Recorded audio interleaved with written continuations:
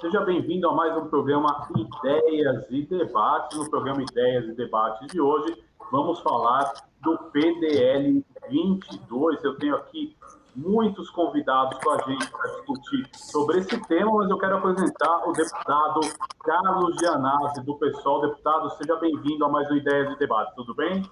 Tudo bem, muito obrigado, Guga, pelo convite. É um prazer enorme estar nessa TV pública, que é a TV Assembleia, ao lado aqui das nossas colegas aposentadas da rede estadual, a Deise, a Isabel e a Lolita.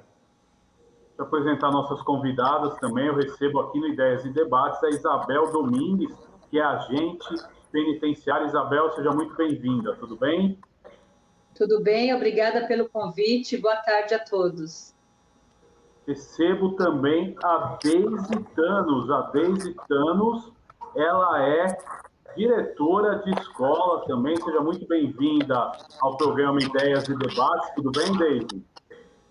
Tudo bem, muito obrigada pelo convite. Obrigada, deputado.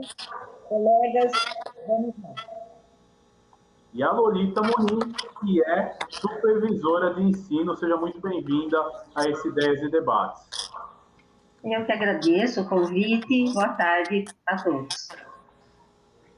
Deputado Carlos Gianazzi, começando o nosso debate, eu quero que o senhor explique um pouco do que é o PDL 22 e quais as consequências, né? Por que o senhor apresentou ele, como isso está tramitando dentro da Assembleia Legislativa, fazer todo esse retrospecto para que o nosso telespectador possa entender, deputado. Olha, o PDL é um projeto de decreto legislativo. A função dele é revogar um decreto ou uma resolução do Poder Executivo. É para isso que serve um PDL. Então, ela chama Projeto de Decreto Legislativo, que é uma prerrogativa do Parlamento, revogar medidas danosas à população. Então, isso é uma garantia da Constituição Federal, Estadual, enfim, do regimento da Alesp. O deputado pode apresentar um PDL para revogar, como eu disse, uma medida que, de alguma forma, esteja prejudicando a população ou um setor da população. Eu apresentei esse PDL para revogar um decreto, que é o decreto 65021, do ano passado, 2020, do governador Dória, que em plena pandemia, no meio do ano, ele publicou esse decreto confiscando as aposentadorias e as pensões de uma parte significativa dos nossos servidores aposentados, né?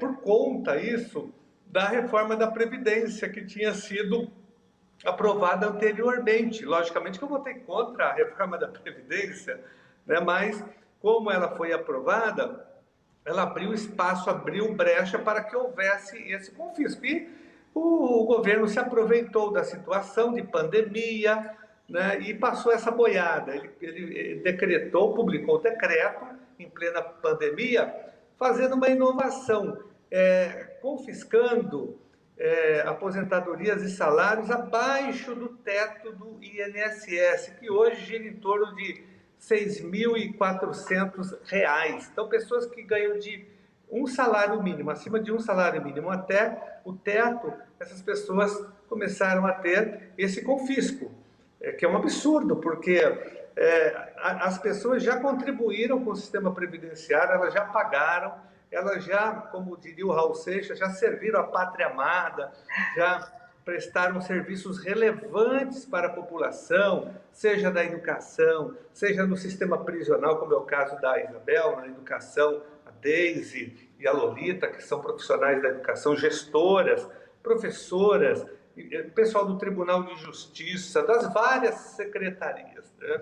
Então, houve um prejuízo muito grande para essas pessoas, porque elas tiveram um aumento tinha gente que não tinha desconto e começou a ter, e quem já tinha aumentou ainda mais. Então, o confisco, ele é sem precedentes hoje no estado de São Paulo, penalizando milhares de pessoas em todo o estado, no campo do funcionalismo. E com a crise que a gente está vivendo hoje, essas pessoas tiveram uma redução drástica dos seus proventos, prejudicando a compra de alimentos, a compra de remédios, prejudicando, por exemplo, o pagamento de um possível convênio médico, até porque o IANSP está em crise, está sobrecarregado. Algumas pessoas tentam ter um convênio, não conseguem mais, aí elas vão para o IANSP, o IANSP está em estado de calamidade pública. Eu fui lá na sexta-feira passada, gente, a situação lá é grave. Quando eu fui, já havia colapso dos leitos de UTI, todos ocupados com Covid-19. Então, as pessoas estão numa situação difícil. Eu digo o seguinte, foi um assalto à mão armada, uso bem essa expressão, um assalto em praça pública, o que aconteceu através desse confisco e desse decreto. As pessoas estão tendo roubados, né, os seus vencimentos, os seus proventos, e isso afeta o acesso à alimentação, aos remédios, aos médicos, às consultas médicas e, sobretudo, abala muito a saúde mental das pessoas e emocional e física também, logicamente. Por isso que eu digo o seguinte, que trata-se de um crime de lesa humanidade. Por isso que eu já, inclusive, além das medidas que eu já tomei aqui pela Assembleia Legislativa, eu também já acionei a OEA. Agora, deputado, vamos falar um pouco com as nossas convidadas. Isabel, qual que é o cenário que vocês enfrentam? Eu gostaria de ouvir aí a sua experiência. Seja muito bem-vinda a esse programa Ideias e Debates, Isabel. Eu quem agradeço. Eu sou aposentada do sistema penitenciário, sou agente de segurança penitenciário e administradora, junto com mais 3 pessoas, de um grupo de aposentados e pensionistas do estado de São Paulo. Esse grupo nós já ultrapassamos de 100 mil membros. E todos os dias eu vejo muitos relatos e as dificuldades que chegam ao grupo. O que priorizar? Cada mês que nós temos esse desconto, é um desconforto, é um desespero do que priorizar. Seja priorizar o remédio naquele mês, priorizar a alimentação, priorizar o aluguel. Muitos aposentados são arrimo de família, com essa pandemia, os filhos, netos perderam serviços, né? Então, eles estão desesperados. Isso está afetando psicologicamente, não só financeiramente, como psicologicamente a todos nós, porque vivemos incertezas e cada mês que esse desconto entra na nossa folha de pagamento, é um desespero total, porque nós não temos mais o que fazer. Estamos no vermelho desde que chegou esse desconto em nossa folha. E as prioridades, elas são prioridades, não tem como fugir delas. Então, cada mês a gente tem que ver o que vai se acertar, o que vai deixar para trás, entendeu? Pessoas de idade, os relatos ali são tristes, são dramáticos. Tem vezes que, quando eu vou filtrar ali os relatos, eu fico muito impactada, estando sempre em contato, mas mesmo assim eu ainda me impacto, entendeu? Porque eu sinto toda essa dor que eles estão sentindo. São 100 mil membros, nós estamos nos mobilizando, cada um com a sua dificuldade, mas estamos nos mobilizando. Agora eu quero saber da Lolita, né? Tudo que vocês têm passado aí, principalmente na área de educação, né, Lolita? Olha, no começo nós ficamos assim pasmos, né? Não queríamos acreditar no que estava acontecendo. Sabe quando a gente recebe assim uma injeção de curário, uma flechada de curário?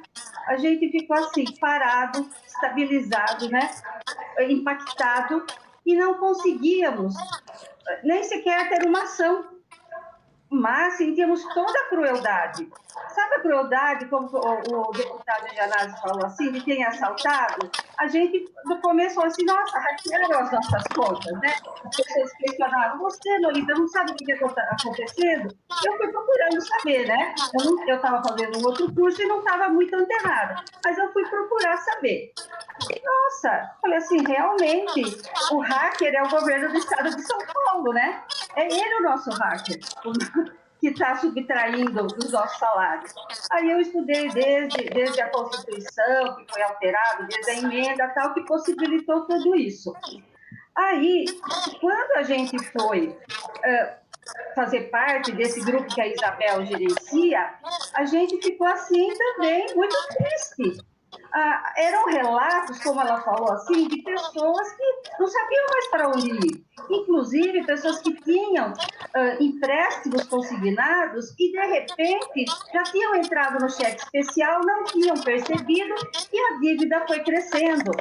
Como o professor, como o Gianazzi falou, o deputado, foi, assim, muito avassalador. Porque tinha-se que correr atrás desse débito, teve gente que nunca pediu nada na vida e teve que fazer até vaquinha eletrônica. Isso, para muita gente da nossa idade, é bem humilhante.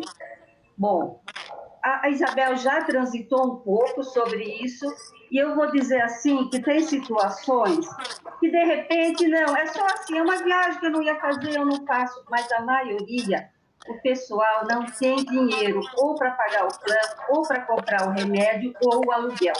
Tem gente que já deve meses de aluguel. E eu tenho, assim, conhecidas, né, e uma em especial que tem uma doença incapacitante, ela não tem mais como pagar. Ela e o marido são aposentados pelo Estado. Não tem como pagar cuidador. Ela precisava de alimentação, que alguém a alimentasse, que alguém lhe desse banho, ou que simplesmente conversasse com ela e ligasse um aparelho de TV. E não era, gente, ninguém, assim, um serviço que era muito caro, porque não era um especialista, um enfermeiro, não, era uma pessoa que era paga, com, assim, recebia pouco, mas que ela não tem mais condição de pagar. Então, assim, às vezes a gente se sente, e é essa parte que também nos deixa muito tristes, a gente se sente invisível. A gente manda e-mails para deputados, né? 4 responderam. E são muitas pessoas enviando os e-mails. E nós somos invisíveis, sabe? Parece que está tudo normal, que nada aconteceu, né? Até comentei com a Deise uma questão, falei assim, o Carlos Heitor Coni, certa vez, escreveu uma crônica em que um carrasco sonhava o dia que ele ia, né, guilhotinar alguém e que a cabeça ia permanecer na guilhotina. Ia parecer que a pessoa estava inteira, mas ela estava, na verdade, degolada. E é assim que a gente se sente, invisível. A mídia não nos dá atenção. O alento que a gente tem e a maneira com que a gente utiliza os nossos grupos é a luta que a gente vê do deputado Gianazzi. Por isso, eu estou muito grata, pelo menos, a gente poder representar essas vozes, né, que são muitas. Obrigada. Bem, um pouquinho da sua impressão também em relação aí de tudo que vocês têm passado, principalmente na área da educação. Bom, nós fomos impelidos a assumir uma luta que nunca passou pela nossa cabeça que fosse fazer tanto impacto na nossa vida como estando com esse confisco, com essa mão de ferro que veio através desse decreto. Os relatos da Isabel e da Lolita, elas se somam a inúmeras pessoas. Esse grupo que a Isabel administra, junto com alguns outros colegas, demonstra todo dia a situação de penúria que nós estamos passando. Em relação aos empréstimos consignados, o banco, não bastando o empréstimo que tem que ser pago, o banco ainda está cobrando juros sobre o valor que a pessoa não pode pagar do empréstimo consignado.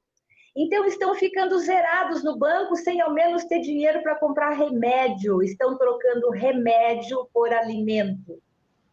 Muitos têm seus pais ainda mais idosos que precisam, como foi o relato da Lolita, que precisam de cuidador, que precisam de atenção. Outros, já na nossa faixa etária, temos doenças crônicas e precisamos de remédios contínuos, remédios de alta renda, e que não estamos conseguindo comprar. Outros, pela crise da pandemia, estão com os filhos, com os netos desempregados. Muitos já éramos arrimos de família. Agora, essa situação aumentou muito por conta do desemprego. Então, vejam, senhores, nós somos 400 mil aposentados. Se nós estamos sendo descontados numa média de R$400, imaginem que são 160 milhões de reais que estão deixando de entrar no comércio de modo geral, em todos os segmentos da sociedade. Nós, que apesar de sermos do baixo clero, não somos nós que ganhamos fortunas no serviço público, nós também somos consumidores, ou éramos consumidores, por sobrevivência, e nem isso estamos podendo fazer. Os comércios estão se ressentindo, sim, pelo fechamento da pandemia, certo ou errado, mas independente disso, nós estamos deixando de consumir, não porque a gente queira, mas porque a gente não tem dinheiro para consumir. Então, imagine, senhores, a grande população não sabe do que nós estamos passando. A mídia nos cala. Nós batemos a porta de todas elas. Ninguém nos atende. Então, ninguém da população está sabendo o que nós estamos passando. É uma situação de penúria. Contribuímos a vida inteira com a Previdência. E ainda estamos continuando a pagar. Não somos nós que oneramos o Estado. Nós somos do baixo clero. Nós somos as pessoas que estão no chão da escola, que estão no chão da penitenciária, que estão no chão dos hospitais, que estão no chão das ruas fazendo a segurança pública. Somos nós que estamos no chão da delegacia de polícia. Somos nós que prestamos serviços públicos com esse mísero salário que a gente sempre ganhou, sem reajuste há anos. E agora que nós não somos mais força de trabalho, repito, nós estamos jogados à própria sorte. Ninguém nos ouve. O único que nos está dando a mão e que está nos fazendo com que as pessoas nos enxerguem é o deputado Gianazzi, que a gente agradece muito, deputado. E que a gente está em todas as redes sociais falando do seu trabalho, falando do que nós estamos fazendo e tentando chegar aos seus colegas deputados para que nos ouçam também, porque muitos deles viraram as costas para nós. A gente bate na porta deles e leva dias, meses para a gente conseguir uma agenda para sentar com eles e olhar, olho no olho e falar: por que vocês fizeram isso com a gente? Nós não merecemos. Não somos nós que oneramos o Estado. Olhem por nós. Não é uma questão de piedade, é uma questão de dignidade que nós perdemos. Então, a nossa luta, o nosso movimento está espalhado pelas redes sociais, pelo grupo de Facebook que a Isabel administra, por outros grupos de Facebook, por grupos de WhatsApp. Estamos no Twitter todos os dias, tentando chamar a atenção dos deputados, tentando nos fazer visíveis pela população. E vamos continuar fazendo. Então, eu faço um apelo aqui aos meus colegas que assistirem a esse programa, que, por favor, entrem na luta conosco, que reforcem o nosso trabalho. A gente sabe da dificuldade de muitos com a tecnologia, com as ferramentas digitais, mas levem ao conhecimento da população o que nós estamos fazendo. E nós vamos conseguir, deputado. Nós vamos conseguir, colegas. Muito obrigada. Deputado Carlos, eu quero saber se você tem algumas colocações às nossas convidadas. Fique à vontade. Olha, eu quero, assim, primeiro, Guga, parabenizar essas guerreiras que estão fazendo um trabalho fundamental de organização, de mobilização, de conscientização. A luta que elas estão travando em todo o estado de São Paulo é um exemplo de cidadania, de luta em defesa de aposentados e pensionistas, em luta em defesa da dignidade humana. É um exemplo, é um dos maiores movimentos que nós já tivemos aqui na Assembleia Legislativa, um movimento forte, unificado, né, lutando por justiça. Então, eu queria fazer esse agradecimento a vocês, por vocês, num momento tão difícil da história do Brasil, estarem fazendo essa luta na pandemia, com toda essa crise política que o Brasil vem atravessando, vocês fazendo uma resistência e sendo farol aí para outros movimentos também, né?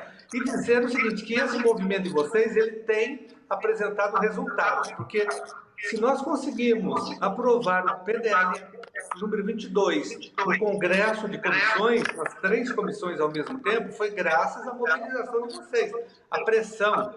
O PDL foi aprovado já nas comissões, ele tem um parecer favorável das 3 comissões. Então, ele foi plenário no final do ano passado, vocês se lembram, ele entrou em votação e nós íamos ganhar a votação, ele seria aprovado.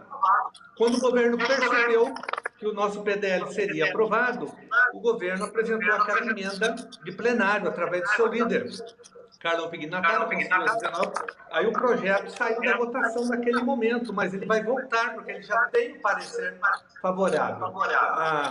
Em algum momento, a emenda de plenário será incorporada ou não, tanto faz ao nosso PDL, porque ela não interfere em nada. Aliás, ela é inconstitucional, porque PDL é para revogar alguma coisa, uma medida. Ela não pode acrescentar nada. E aquele PDL, aquela emenda do plenário, diz o seguinte, que em 30 dias após a aprovação do PDL, após a revogação, a anulação do confisco, o governo teria que apresentar um estudo atuarial.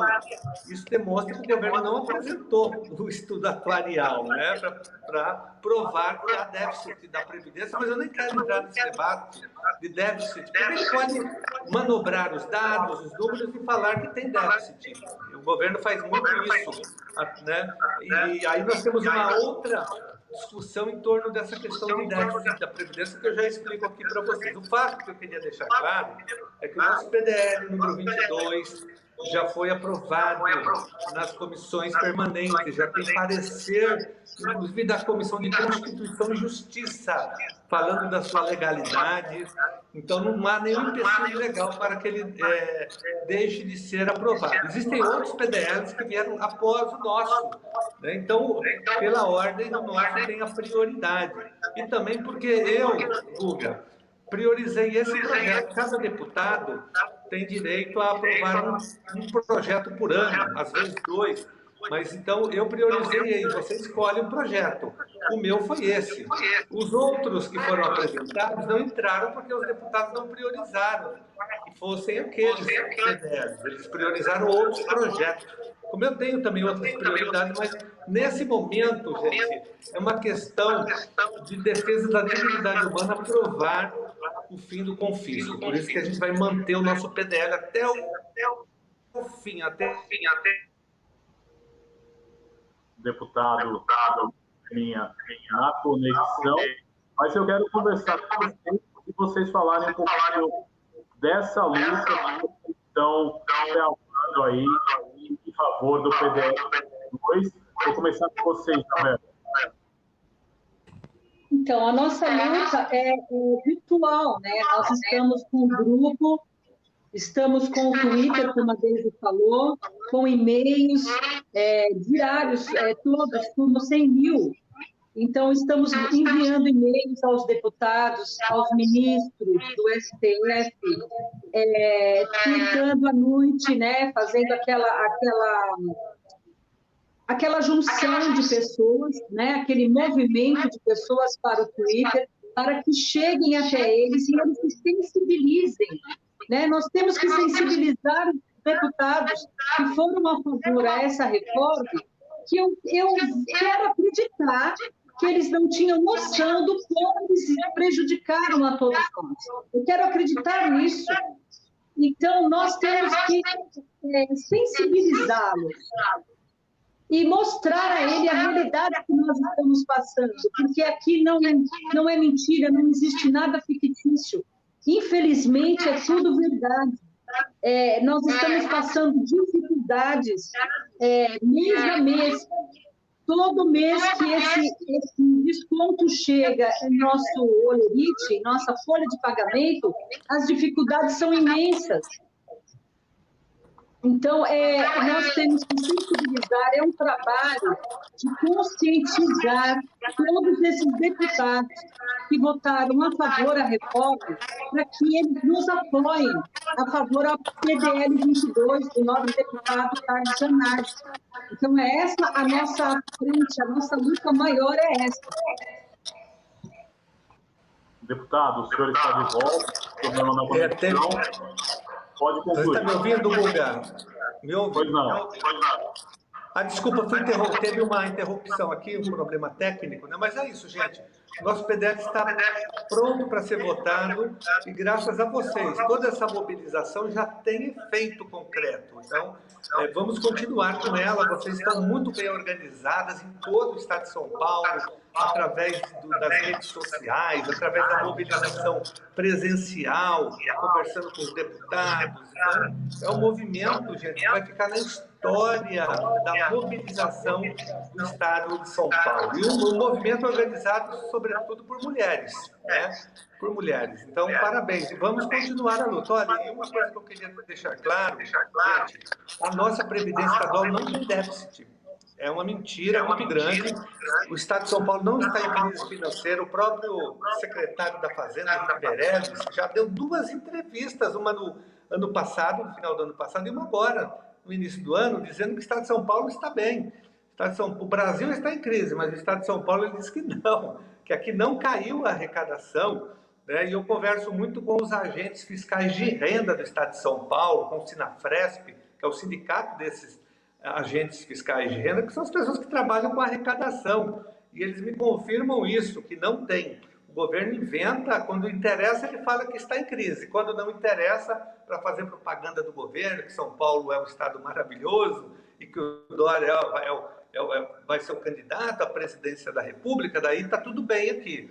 Então, queria dizer só o seguinte, primeiro que é bom que vocês saibam disso, que o Estado tem uma dívida passiva com a Previdência, porque durante muitos anos, quando ainda o Instituto era o IPESP, o governo saqueava, retirava dinheiro das aposentadorias e pensões do nosso fundo previdenciário e construía delegacias de polícia, fóruns, estradas, e não devolvia o dinheiro para o fundo dos trabalhadores, dos servidores e servidoras do Estado de São Paulo. Então ele tem uma dívida, eu me lembro, em 2007, quando teve a reforma da Previdência do Serra, eu já era deputado e votei contra também, porque ela penalizava os servidores. O próprio governo, na época, reconheceu uma dívida de mais de 80 bilhões de reais que ele deveria devolver ao antigo IPESP, que agora virou a São Paulo Previdência, e não devolveu, gente, até hoje. Depois, se o governo está em crise, por que ele não cobra a dívida ativa das grandes empresas, que já é superior a 340 bilhões de reais? Olha, 340 bilhões de reais. Não cobra, gente, essa dívida, né? Ou cobra a passos de tartaruga. E sem contar ainda que nós temos a questão da política de desoneração fiscal, que o governo canaliza por ano mais de 20 bilhões de reais para grandes empresas, empresas que muitas delas são devedoras do fisco, que eu citei agora, que estão na dívida ativa do Estado, dos 340 bilhões de reais. Por exemplo, a Sadia, que é uma empresa do ramo frigorífico, tem isenção de uma parte dos seus impostos, do ICMS. No entanto, ela deve mais de 1 bilhão e 500 milhões para os cofres públicos. Além de ter isenção, ela deve, gente, ela não paga e já está na dívida ativa. Só ela deve mais de 1 bilhão e 500 milhões de reais. As empresas de telefonia também devem, a Claro, a Vivo, a Telefônica, todas elas devem bilhões. eu não estou com os números aqui, mas eu sempre apresento esses números. Então, o governo tem de onde tirar, não tem crise. E o governo falou, olha, com essa reforma da Previdência, nós queremos economizar 10 bilhões em 10 anos. Vejam bem vocês, se ele cobrar só uma parte da dívida ativa, que é de 340 bilhões, já resolve isso. Se ele cobrar a dívida de 5 ou 6 empresas, que devem 3, 4 bilhões cada uma para o governo do Estado, para os cofres públicos, já resolveu esse déficit, né? Se ele mudar a política de desoneração, que canaliza 20 bilhões para os empresários, os setores econômicos, a gente já resolve a situação do possível déficit que ele apresenta, da possível crise financeira do Estado de São Paulo. Se o governo tem seriedade mesmo em resolver a questão financeira, ele pode tributar os bilionários de São Paulo, tem que cobrar, por exemplo, IPVA. Vocês sabiam que quem compra um iate no Estado de São Paulo, quem compra um helicóptero, não paga IPVA, não paga nada? Então, se você compra um carro, você paga. Se você compra um carro de luxo, você não paga. Mas se você comprar um helicóptero, um jatinho, você não paga IPVA. Então aí não dá. Então, para desmistificar um pouco que a Previdência está quebrada, é tudo mentira. Nós temos os números e os dados dessa farsa da crise da Previdência, que é aqui em São Paulo e é em todo o Brasil.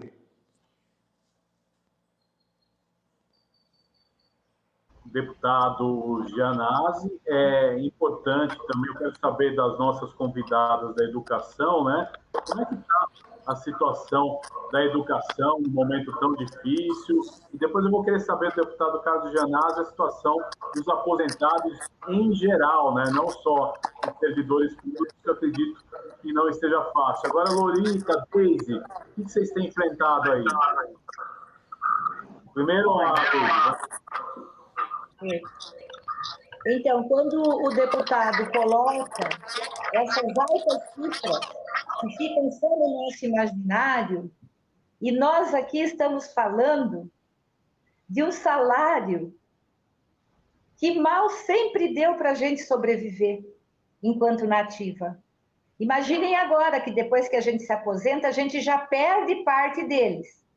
Que muitos benefícios eram em nível de gratificação e que quando a gente aposenta, a gente perdeu grande parte do nosso salário.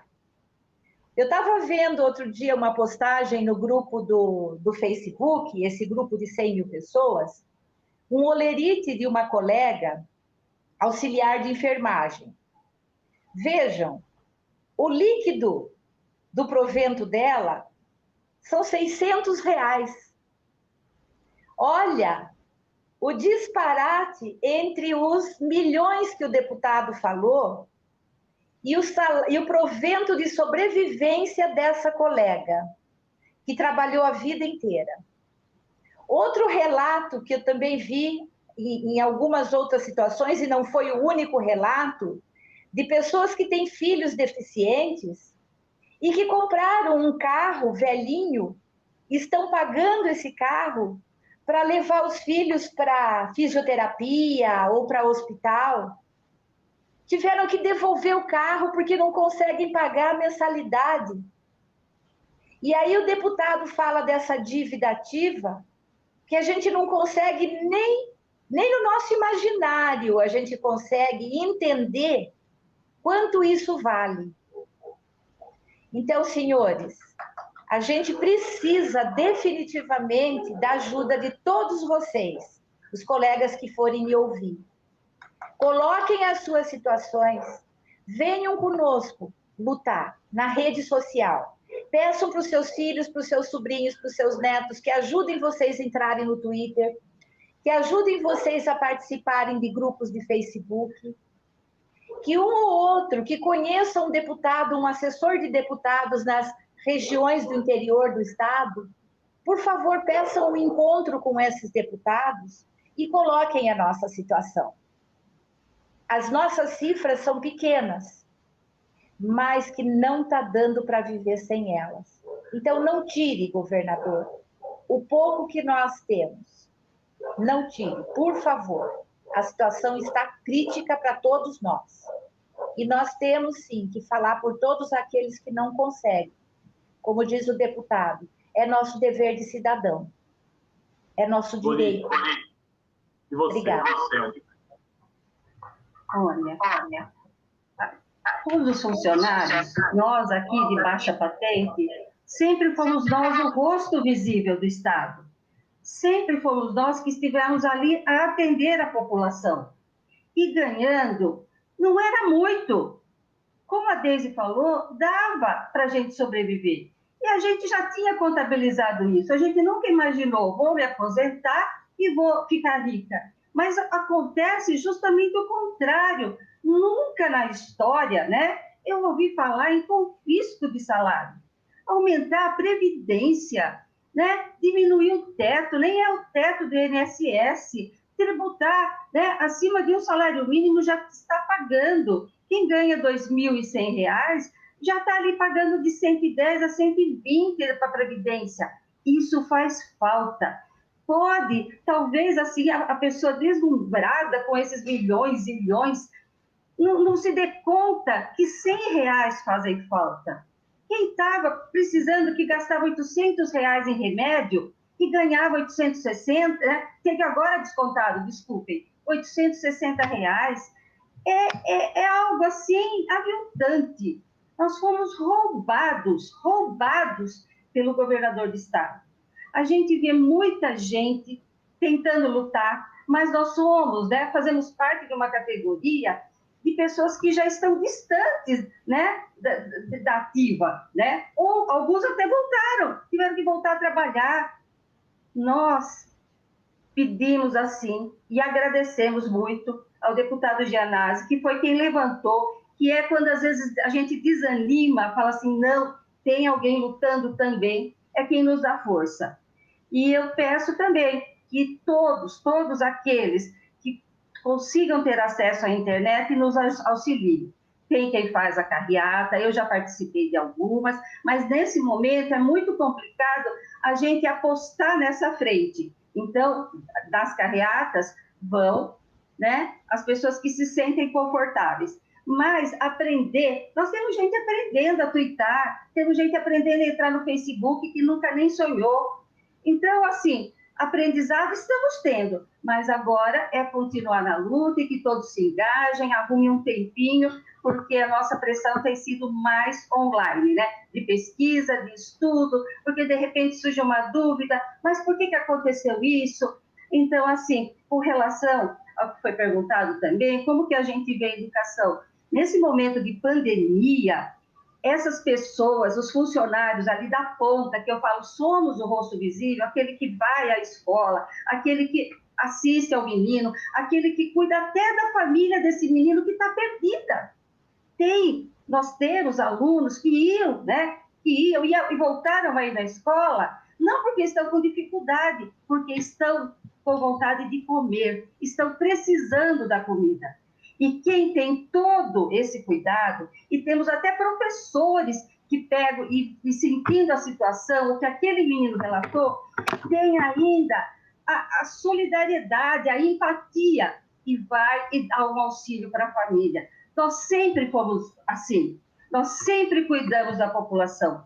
E ainda, em meio a tudo isso, em meio à pandemia, a esse assalto que foi com essa majoração da Previdência, nós, ainda em nível federal, estamos muito assustados e partindo já para uma segunda, terceira mobilização, né?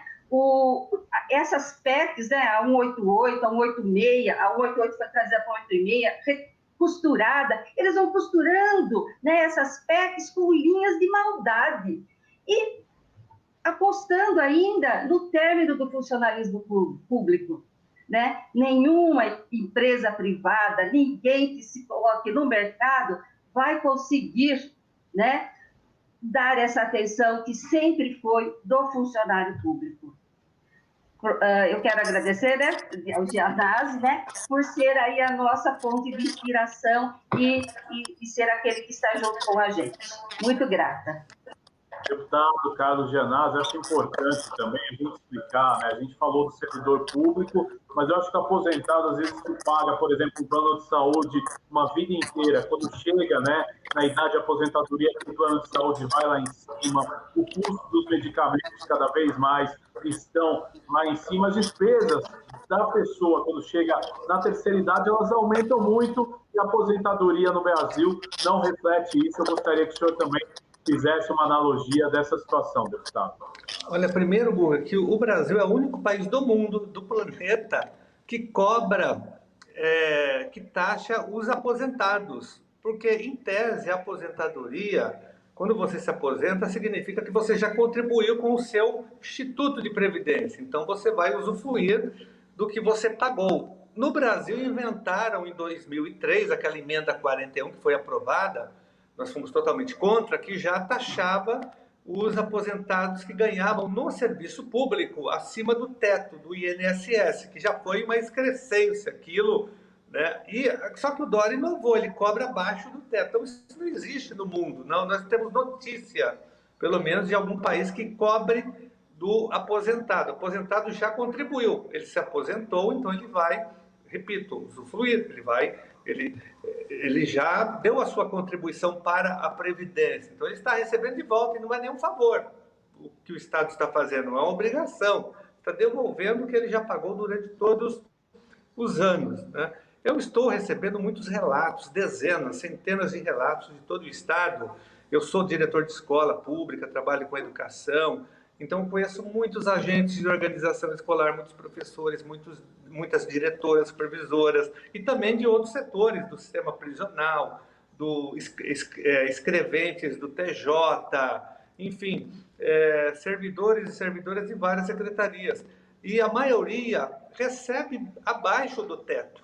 E essas pessoas estão com dificuldade, tem gente passando fome, passando necessidade gravíssima, como já foi relatado aqui pelas nossas colegas aposentadas, servidoras. As pessoas estão passando fome, necessidade, não tem dinheiro para comprar o remédio. Por isso que é muito importante a aprovação do PDL 22. A gente tem que fazer esse reparo.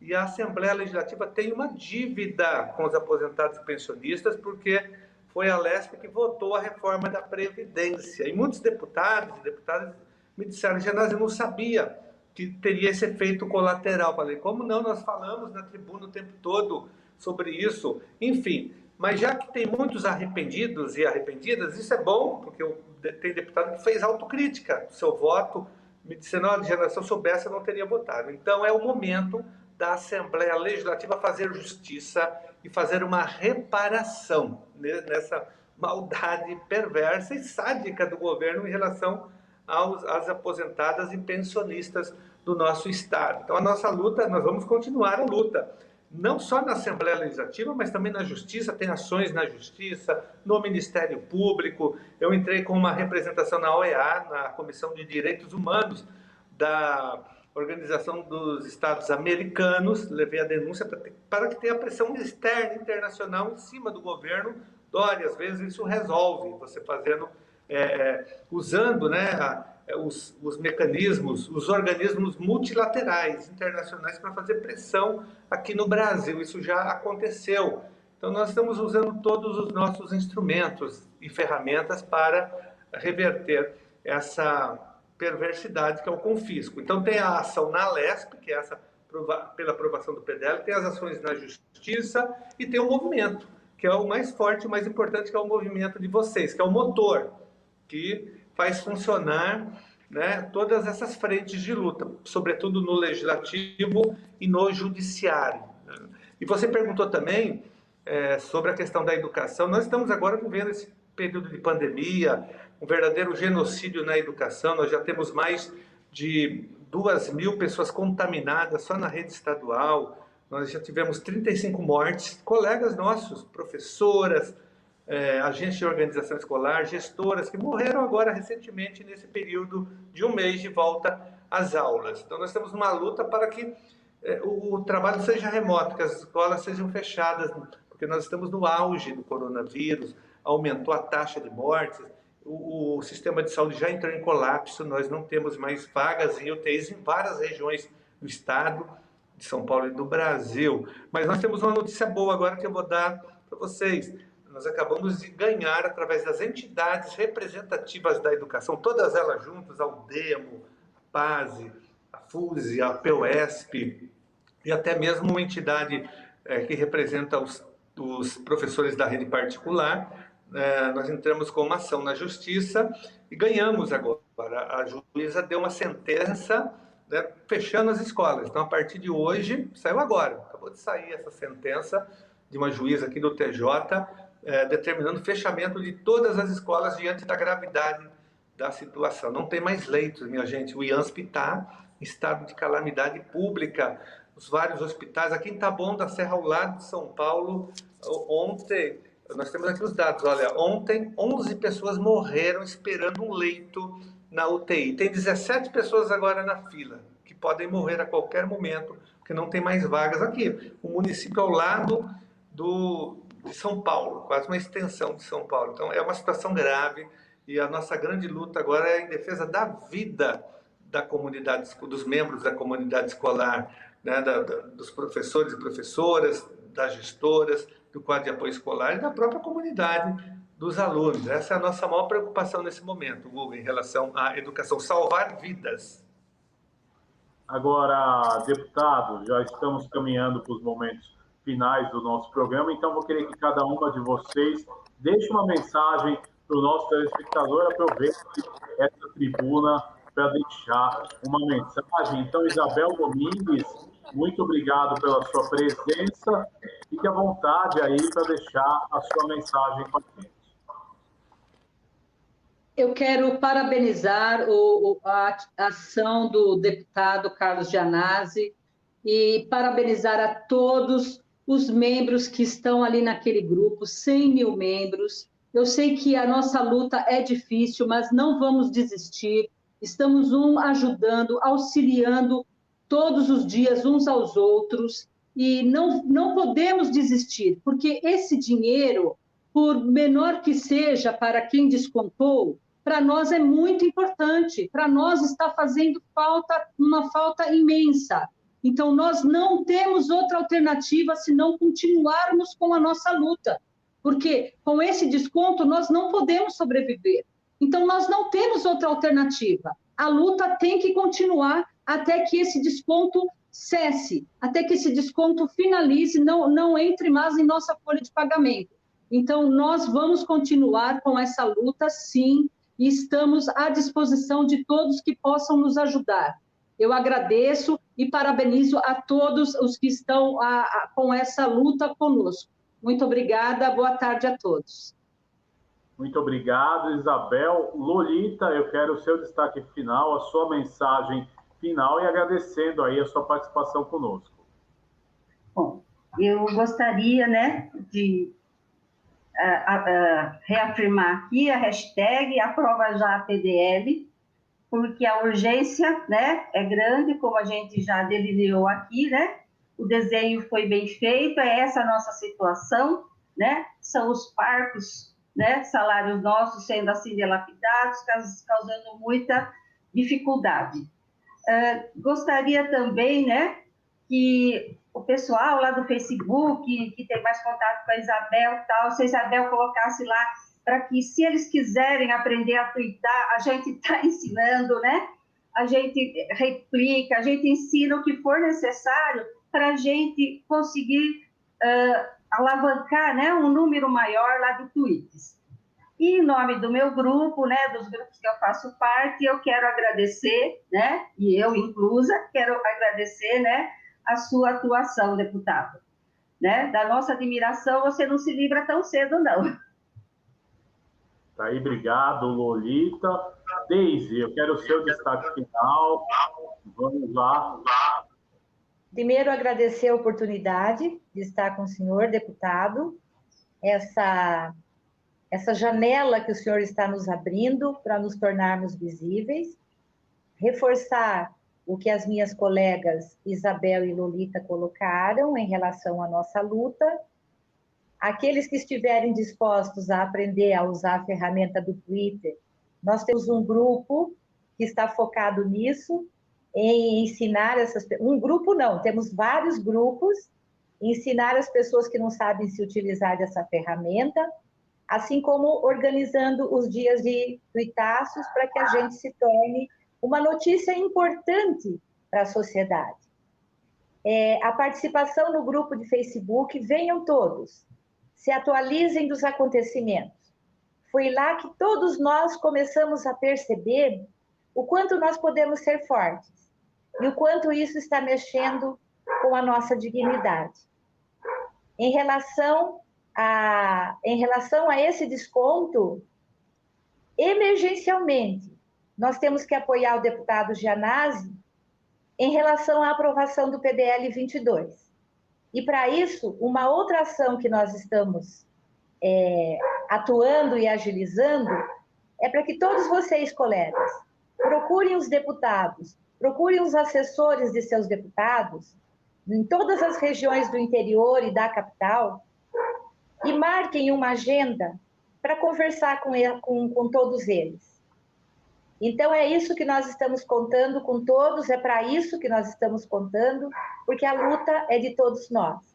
E a gente sabe que tem minimamente 100 mil pessoas num único grupo.